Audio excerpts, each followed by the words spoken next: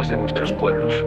Entre las piedras y el silencio, todavía se cuentan historias que el viento nos ha llevado.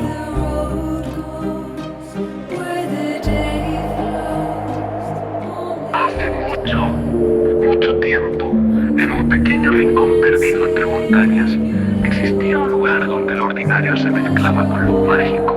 Los ancianos contaban que al caer la noche sucedían cosas que no podían explicarse.